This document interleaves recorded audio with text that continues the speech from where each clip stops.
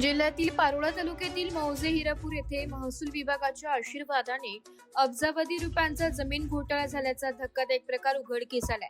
कोणत्याही वैध दस्तावेजाशिवाय मूळ मालकांची नावे 7/12 वरून हटवून संगणमताने जमीन हडप केल्याची तक्रार पुराव्यासह दाखल करण्यात आली.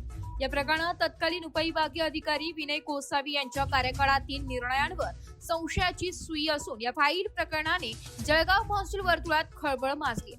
हिरापूर येथील गट क्रमांक 38 मधील 4 हेक्टर 77 आर जमिनीवर 1977 पासून सुशीलाबाई कुलकर्णी आणि यमुनाबाई कुलकर्णी यांची नावे भोगवटेदार म्हणून होती. मात्र 15 सप्टेंबर 2020 ते 22 सप्टेंबर 2020 या अवघ्या 7 दिवसांच्या सुसाट प्रक्रियेत या जमिनीचा संपूर्ण कायापालट करण्यात आलाय.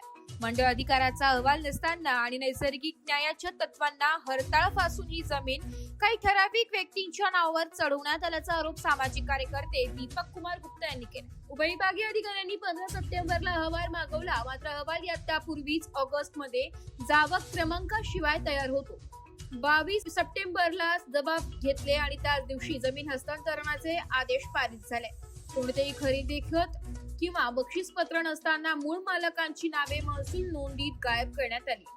तक्रारीत केवळ खासगी जमीनच नव्हे तर इनामी जमीन वर्ग 2, 3, 4 आणि सरकारी पडीत जमीन देखील नियमबाह्य पद्धतीने वाटप केल्याचा संशय व्यक्त करण्यात आलाय.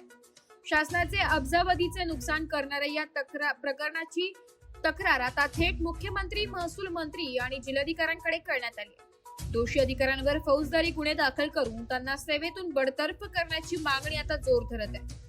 या प्रकरणाची सखोल चौकशी झाल्यास जळगाव जिल्ह्यातील अनेक वड्यात धेंडांचे धाबे दणणार असून महसूल विभागात मोठी पडझड होण्याची शक्यता वर्तवली जात आहे.